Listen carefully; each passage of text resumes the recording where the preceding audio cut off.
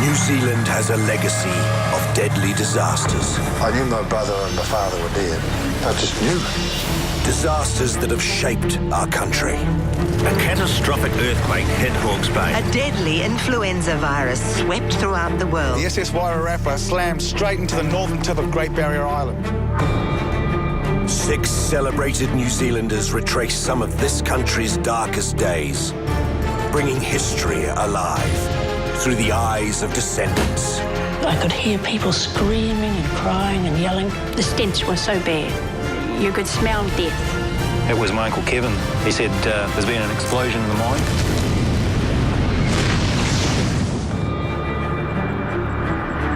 On a bitterly cold Central Otago afternoon in June 1943, the passenger express from Cromwell to Dunedin was running 10 minutes late. By the time it left Hyde Station, 113 people were on board. Then, in a remote cutting 6 miles down the track, disaster struck. The engine derailed, dragging 7 carriages with it.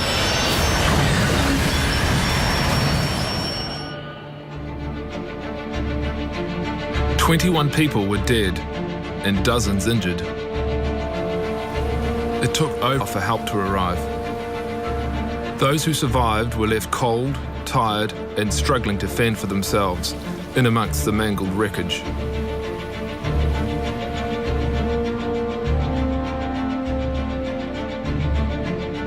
The blame for the crash was laid squarely on the driver, Jack Corcoran. But how did a man with such experience fail his passengers so badly? What happened here in 1943 on this part of Central Otago's old railway line is part of this region's history. It's also a part of mine. For 13 years I played rugby for Otago, and I own an historic cottage in the area. For me, it's my spiritual homeland, where I feel most like a New Zealander. I want to know what happened that day, and how this tragic event has affected individuals, families, and the greater community. Almost forgotten, it is New Zealand's second deadliest rail disaster.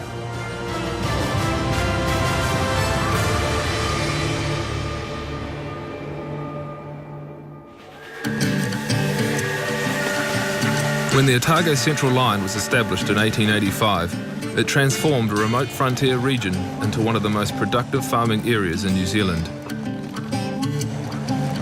During the early period of the 20th century, Central Otago grew into a breadbasket for the country and the world. Much of this unique history has been preserved here at the Otago Film Heritage.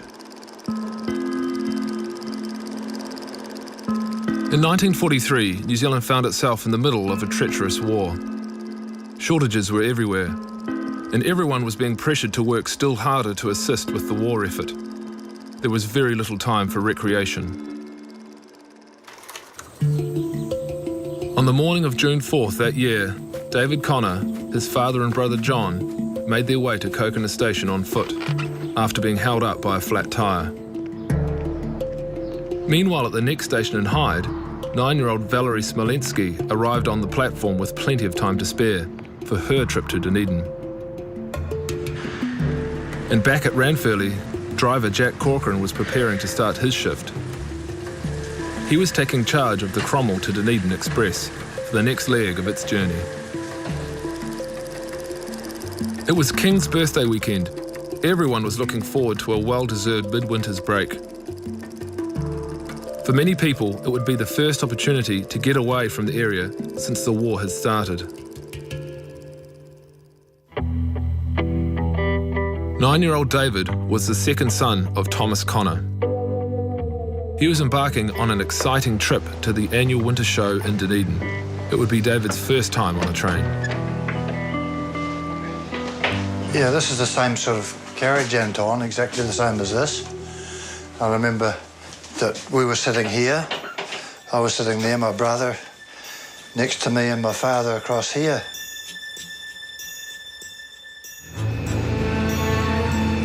Less than an hour earlier, David, his mother, father and brother had piled into the family car and headed for Kokona train station. I remember the wee Hillman mix. It was a lovely little car because it was fairly new. My father would be driving the car, and Mum was the passenger, and of course we were in the back. Just not far out of Coconut, have we Hillman Minks got a flat tyre? With no time to fix the puncture and still catch the train, they'd have to leave Mum with the car and go on by foot. Right, boys, get your bags. My dad was panicking, so we hightailed it down the road and climbed across the fence at the bottom of the hill. Well, I didn't climb it, I went through it. I was just a little fellow and I was able to get through between the wires, but my father and my brother had to climb over the top of it. It was rusty old wire, rusty old barb. I've just got this image of a dad and his two kids scrambling over an open field with their luggage. Well, it was a bank. We had to climb up a bank. Right. What the Connors didn't know was back at Ranfurly Station, locomotive AB 782 had also been delayed. Extra carriages were needed to cope with the large number of passengers. And when shift driver Jack Corcoran jumped on board, it was running 10 minutes late.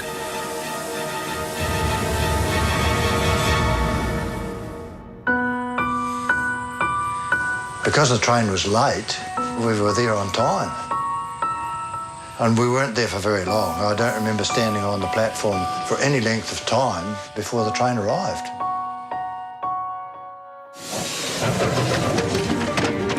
Immediately upon leaving Coconut, the train gained speed. Next stop was Hyde Station. I remember the train going very fast because luggage was, even you could feel it or hear it falling in some places in the carriage, and the carriage was rocking around quite severely. Being first time on a train, being a young fellow, I didn't know whether that was natural or not. I got the feeling that my father, who was sitting opposite, he was getting more concerned. He was getting quieter. Instead of chatting away like a family we would have been, he was getting more concerned about the way things were going. However, the pace didn't let up. At 1:37 p.m, after the train had left Hyde, the driver still appeared to be hell-bent on making up time. There was tension in the carriage. I can remember reading the sign on the wall about the emergency stop and the fine was £10. I read that notice several times on the way down. And I guess, in hindsight, that was why nobody stopped the train that day, because of the deterrent of the fine. No one did pull that emergency brake. And moments later... I don't remember any crash or anything. I don't remember anything. It just went black.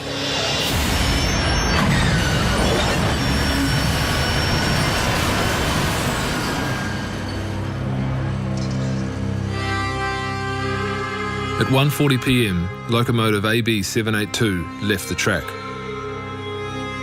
After sliding 60 metres around a deep straw cutting 6 miles south of Hyde, it came to an abrupt halt. The boiler burst, extinguishing the fire in the box, but severely scalding the fireman and driver. All 7 passenger carriages had left the track, smashing into the back of each other and piling up around the engine. The force of the crash was such that the undercarriage of one was twisted into the form of an S. All that remained on the tracks were 2 goods wagons and the guards van. The next thing I remember is waking up under all this rubble, lying on my back and amongst all this wreckage and knowing that things were not good. Well, I was conscious for a long time, people moving around up above were knocking debris down and it was landing on my face and in my eyes and in my mouth and whatnot, and it was pretty disturbing. David lay in the wreckage for hours, alone, in the dark. I knew my brother and my father were dead. I couldn't see them, but I just knew. Whether I'd tried to talk to them or whether I'd yelled out or what, I don't know. The last memory I have is my father sitting there and my brother sitting here. I never ever saw them after that. The most vivid memory of my brother was he building a wee aeroplane, a model aeroplane out of wood. And we were down in the shed and he was always mucking around with this model aeroplane cutting and sawing and planing and whatnot. He was a wee bit older than me. Thomas and John were just 2 of 21 people that would die in the wreckage of the Cromwell to Dunedin Express. And the Connors were one of many families whose lives were torn apart by that horrific accident.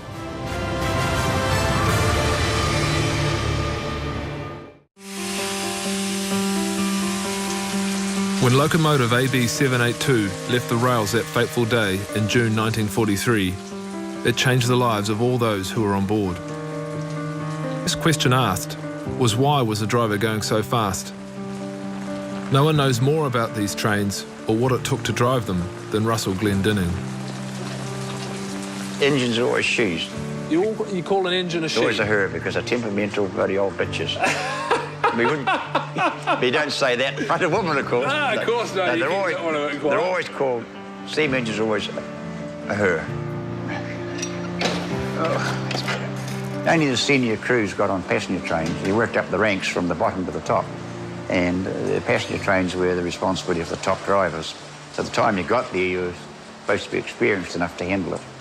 And how long would that transition take? Usually about 17 years. Jack Corcoran had worked for the railways for 35 years, many of those as a senior driver. He had driven the Otago Central Line route many times, so knew it well. I asked Russell what he thought caused the crash.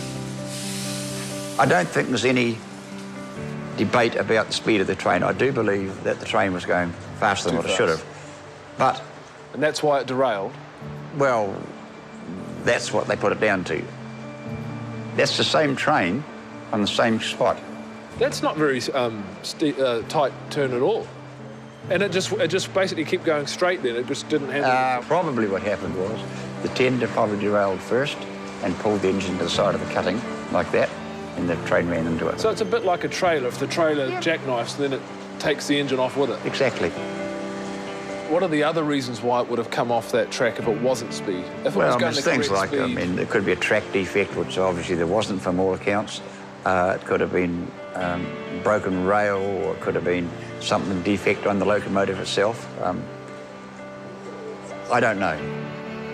The initial investigation found no reason other than speed.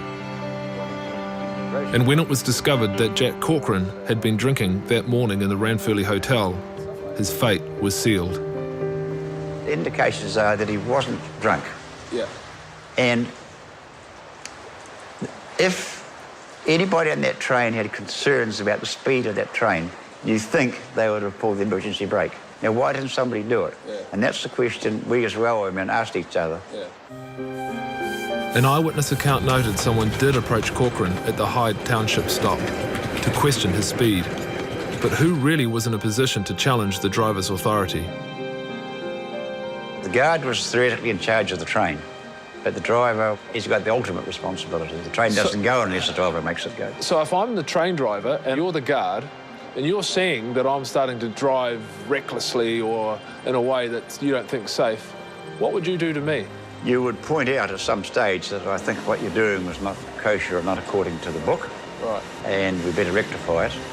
But that's as far as it could go. How the hell can you have that conversation? Well, in those days you couldn't. You had to make the conversation before you left. And you had no further communication until you stopped at the next station. But if the guard had concerns about the speed of the train, I'm sure he would have pulled the emergency brake on. Yeah. And the question should be asked, why didn't he? For the survivors, like Valerie Smolensky, who caught the train from Hyde, it's the actions of the driver on that terrible day that are remembered most. Why do you think the train crashed that day? Excessive speed. And I do believe that the driver was intoxicated. One was standing there waiting to wave to me, and normally the drivers were very friendly and they would wave. She said he didn't look sideways, he was just focused straight ahead and determined to get on with the job and get the train down the line as fast as possible.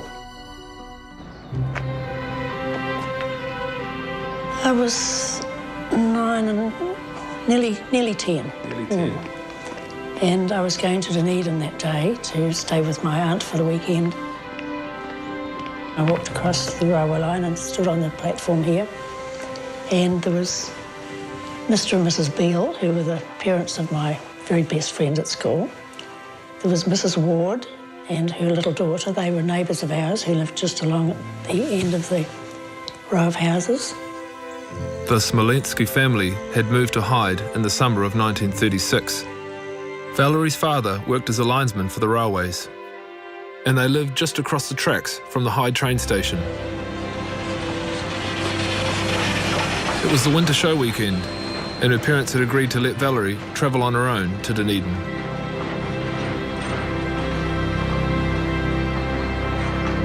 The Cromwell to Dunedin Express had pulled into Hyde Station at 1:34 that afternoon.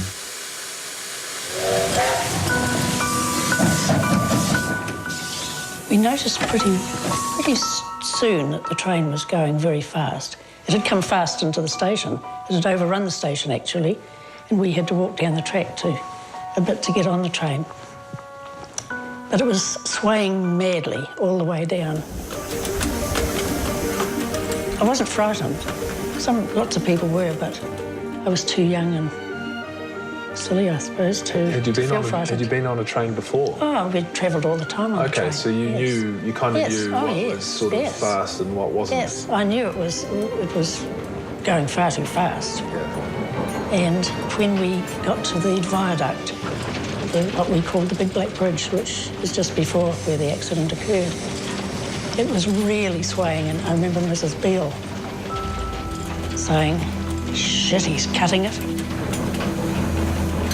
And it was just after that we entered the cutting where the accident occurred, and I remember the carriage leaning over. The wheels must have left the rail on the offside because it leant right over, almost to touch the bank. Then it straightened up. And then I don't remember anymore. It was just everything went black. The Cromwell to Dunedin Express had crashed, with 113 passengers on board. 9-year-old Valerie had been catapulted from her seat in the third carriage into the tender just behind the engine. I remember waking up in the back of the engine, and I was head first down. And there was blood pouring out of my leg onto my chin, running up my face and dripping onto my hands below. And I had coal and wood all around me, and there was a broken steam pipe just below me. But fortunately, the steam was hitting a board and hissing along underneath instead of coming up, otherwise I would have been badly burnt. I could hear people screaming and crying and yelling. I was sure I'd died and gone to hell. So I had to be in hell, didn't I, with all that going on? And I was thinking, I haven't been this bad. Why should I be in hell? Until after a while, I don't know how long it was, I could feel the boards moving. Every time I kicked to move myself, to try and get myself out, the boards just packed more tightly around me. Until I found them being pulled away, and I sort of looked up under my arm and I could see the sky. And I could see 3 men silhouetted against the sky, all looking exactly the same, looking down at me. And I don't remember anymore, but it was only one man I was seeing in triplicate by that time. Passengers from the rear carriages had already clambered forward to help. Valerie was pulled from the wreckage. So the next thing I remembered, I was lying on the bank with all the dead and the injured all around me. I could see Mrs. Beale lying not far from me, and I could see Mrs. Ward lying on a railway carriage door. There was a man lying right beside me who was dead and badly mutilated, covered in an army greatcoat, and people kept on coming along and lifting it up to see who it was. And so I saw him lots of times. Immediately after the crash, survivors had done all they could for the injured and dead. As the afternoon wore on and cold set in, they wondered how long it would take for help to arrive.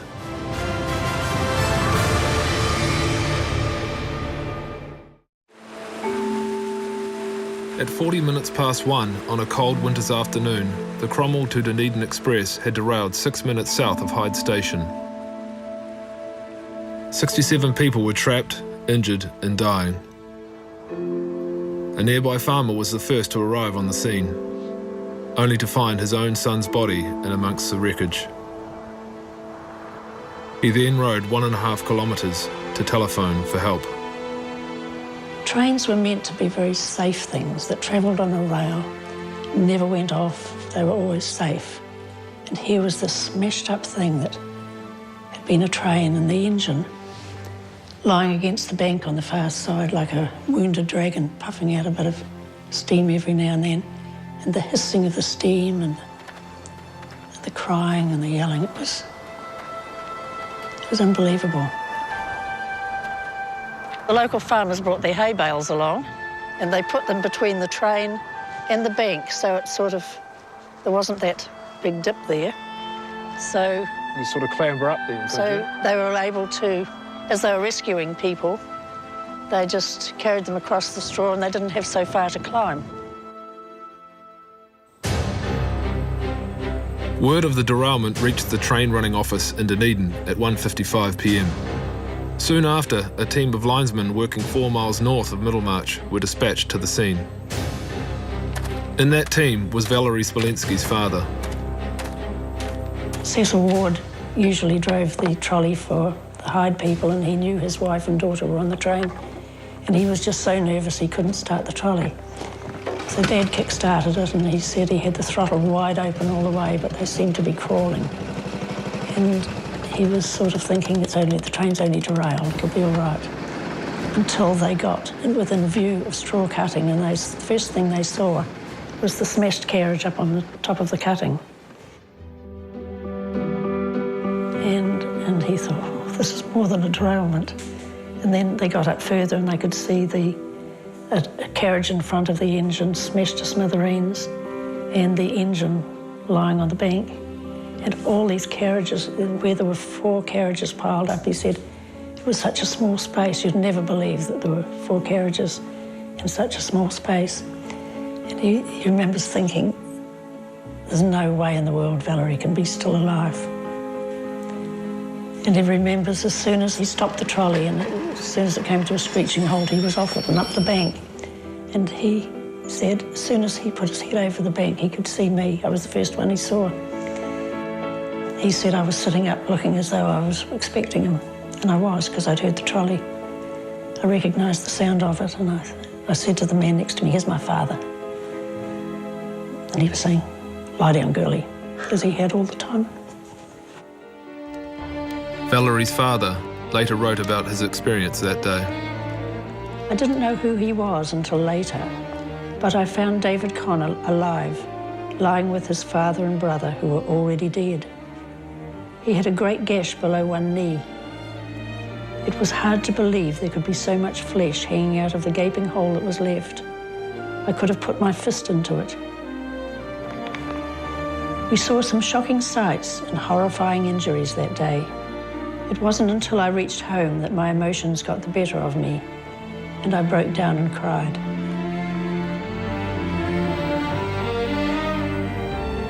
As word of the Hyde Railway disaster spread throughout the district, the Maniatoto Battalion of the Home Guard based in Ranfurly received a call at about 2 p.m. and quickly mobilised its resources. Meanwhile, 6 miles away, 18-year-old junior linesman Jack Pringle and his boss Steve were near the Rockhampilla station repairing phone lines. Not realising the seriousness of the crash, they were sent to retrieve the mail from the guard's van.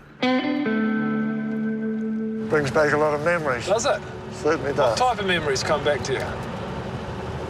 Well, we were getting up the road in no great hurry, and I saw a cloud of dust coming up behind us, and I said to Steve, there's somebody in a hurry behind us, Steve.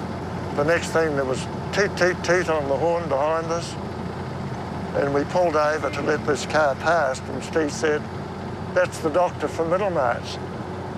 There must be somebody injured in this, what's ever happened up here. So you had no idea how... No, we didn't have any idea how serious it was at that stage.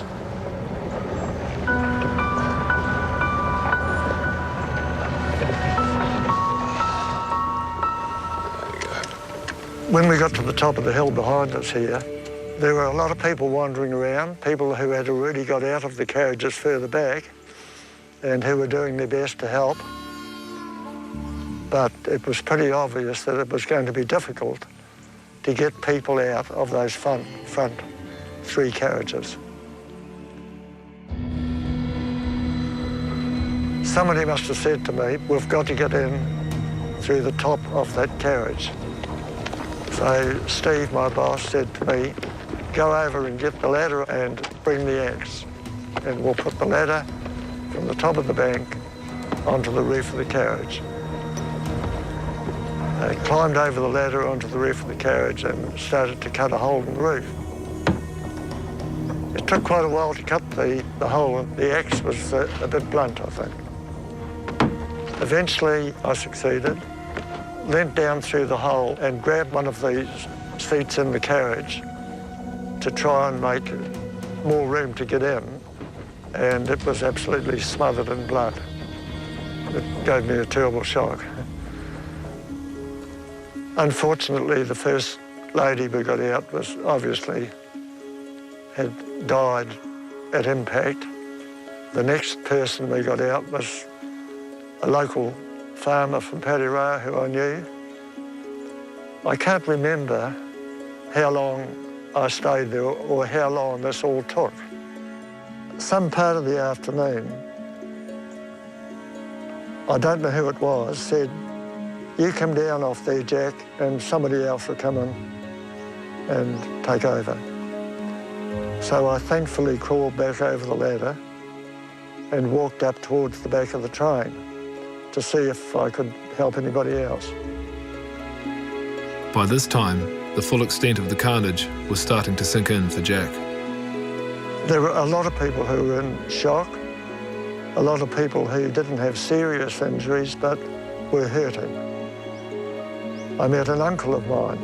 He had injured his shoulder and he was wandering around in a bit of a daze, and the first thing he said to me, Jack, I've lost my suitcase. Do you think you'd be able to go and find it? It's almost when you lost your innocence, really, isn't it? Yeah, I suppose you could say that, yeah. Just sitting here just seems so unreal now to me. It was a terrible day for Central Otago. As the afternoon wore on, the frosty conditions gave way to a misty rain. Blankets, hot water bottles and hay were just some of the items used to comfort the cold, wet and shocked passengers. By early evening, the rescue operation was in full swing. The dead were ferried to the Hyde Hall, which became a makeshift mortuary. The body of the last victim, Mr. Clare, was recovered at 1:10 the following morning. Nothing more could now be done for the dead, but for the injured, a long, uncomfortable journey lay ahead.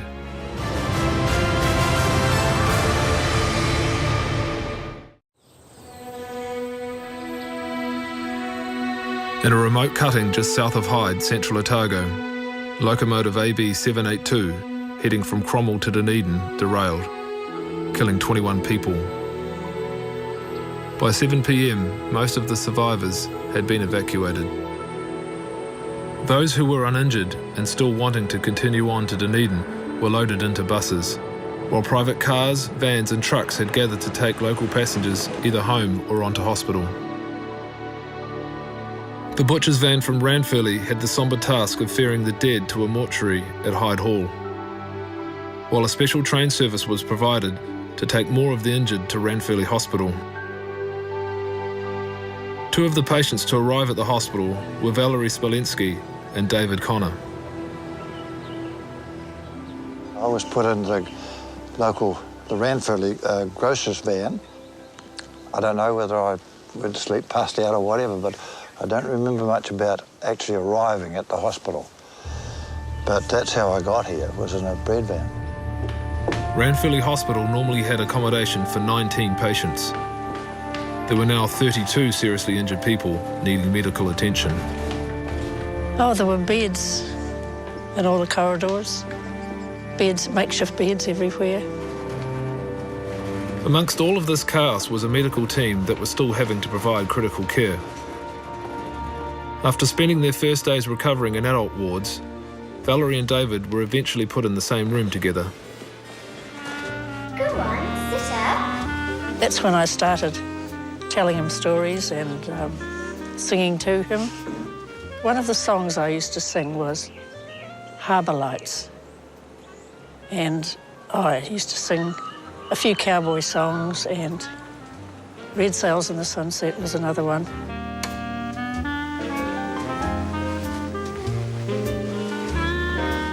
For the two children, it was the start of a lifelong friendship. I said to him one day, "What song do you like best?" And he said, "I like that one where you sing, I long to hold you near and kiss you just once more." And I said, "Oh, do you want me to sing it?" He said, "Yes." So I sang it, and I got to the bit where I long to hold you close, and I said, "and kick you just once more." Nasty little creature I was. Yeah. Ree Valerie Smolenski, aged 10 years of Hyde. I understand this child was injured in the railway accident of the 4th of June 43, and that she suffered severely from shock, was crushed and bruised, and the left lower leg was badly gashed. That thigh and the mass that he's talking about, if it had been examined, they would have found, now hang on, I've got something here to show you. They would have found a piece of railway carriage. Good Lord. That was taken out of my leg 13 years after the accident. You carried that around in your leg? I carried for it in my 13 years. leg for 13 years. The impact of the Hyde train crash in 1943 was not just restricted to those who were either in the crash or part of the rescue. It also affected the lives of descendants who have lived with the pain and grief of loss. In some cases, that included the loss of the family's breadwinner. Over the 10 weeks David was in hospital, he kept in contact with his family through regular letter writing. Hello? Anyone home? Hello, Elizabeth. Elizabeth Coleman is David's younger sister. She was 4 years old at the time of the tragedy. Dear Bubbles, how do you like the snow? It is a foot deep here at the hospital, and I am getting cold writing to you. How is Popeye the cat? I suppose you will have to stay inside all the time, because we were outdoor children. From David. Just from David. And he's done little drawings of Ginty and myself. We were eating tea when the phone rang. I wasn't aware of it, I just knew something had happened.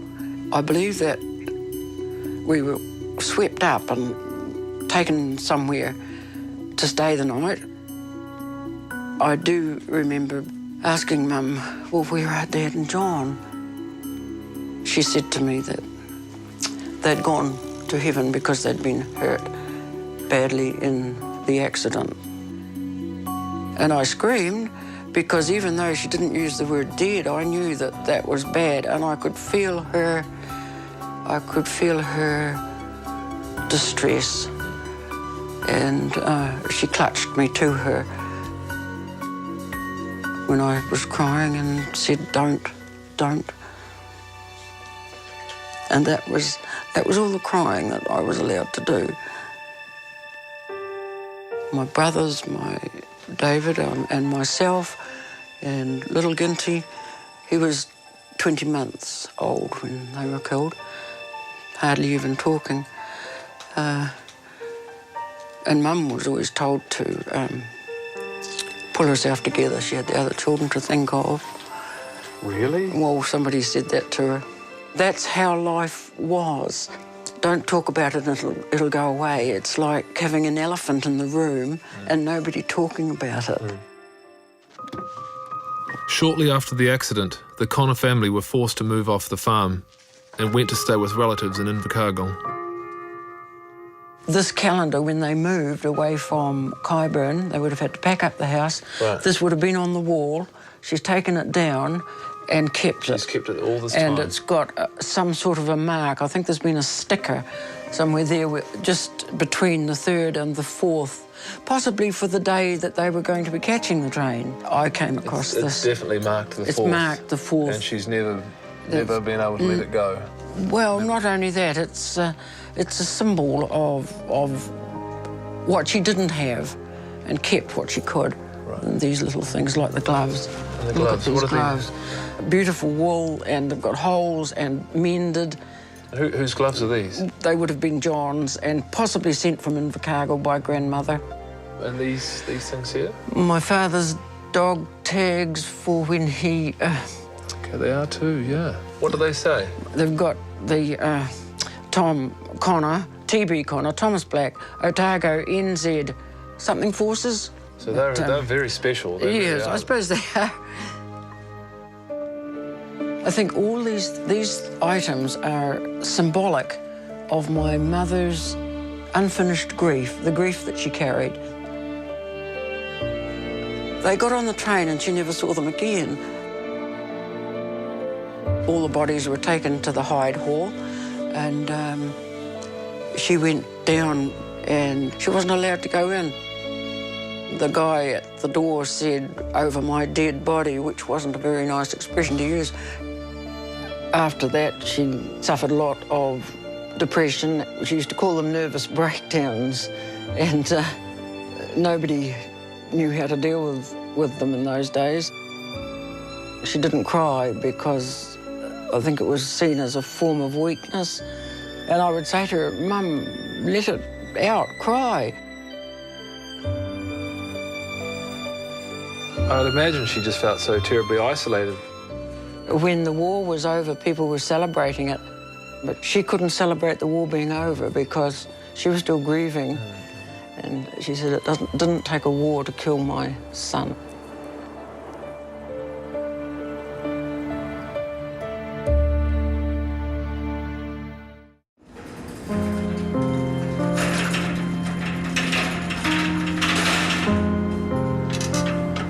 There are so many terrible stories I've lost that fateful day. One elderly passenger's relief at still being alive soon turned to grief when she found that her husband, daughter and 2 grandchildren had all been killed. An Alexandra passenger had just given up her seat to a woman who was carrying a baby. The mother and child were killed moments later.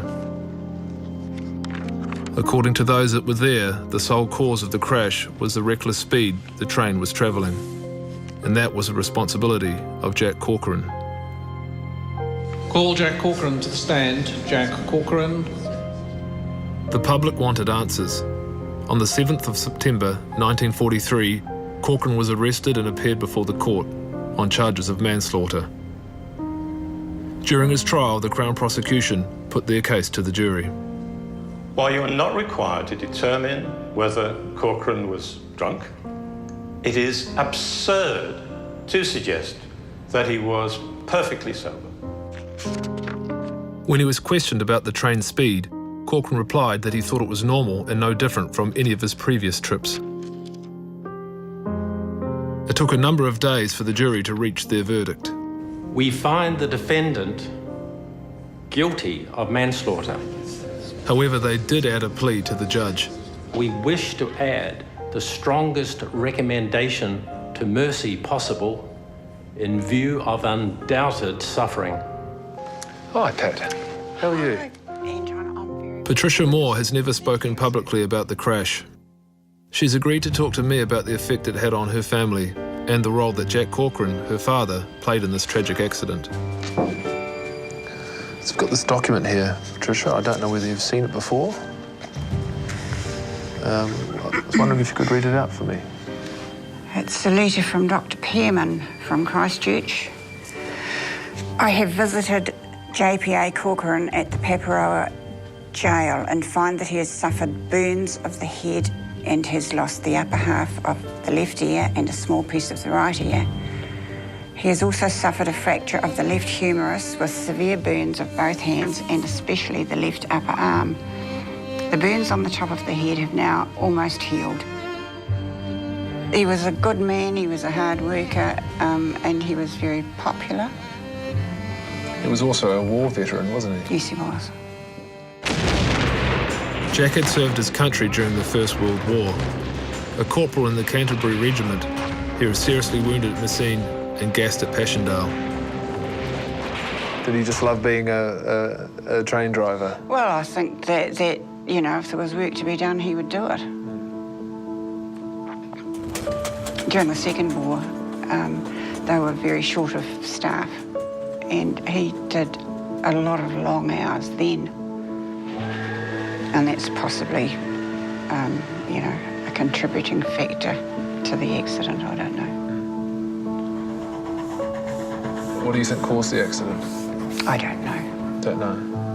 I don't know. But he got the blame, whatever it was. And I don't know that he was entirely to blame. Certainly after the incident, the railways didn't support your mum or the family. They did not. After the trial, the railways established their own inquiry. There was no plea for mercy from Jack's employers.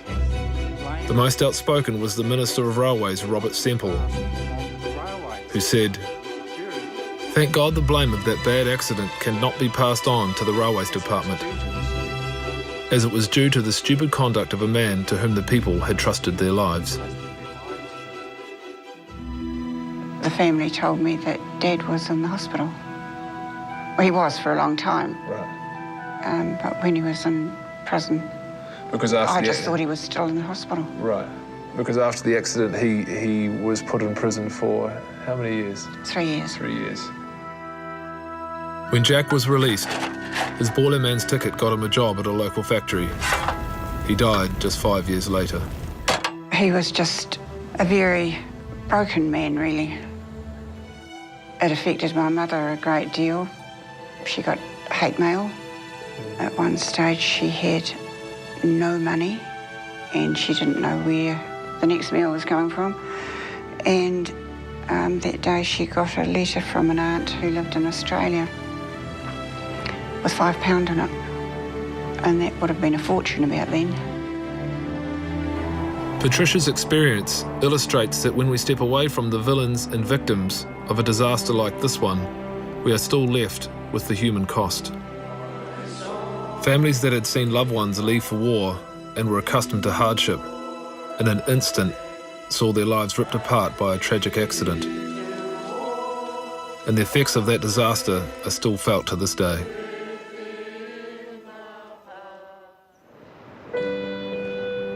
The derailment of locomotive AB 782 was caused by excessive speed and a lack of judgment on the part of a tired and ageing driver. For Central Otago, a moment in history when time stood still. On that fateful day, June 1943, 21 innocent people lost their lives. It was meant to be a holiday adventure to the races and winter show in Dunedin. Instead, it ended in catastrophe. But this is a story that isn't just about the dead, it's also about the living, and how families and communities have continued to live on despite all that was lost that day. To hear these stories, these deeply personal experiences, has been a privilege.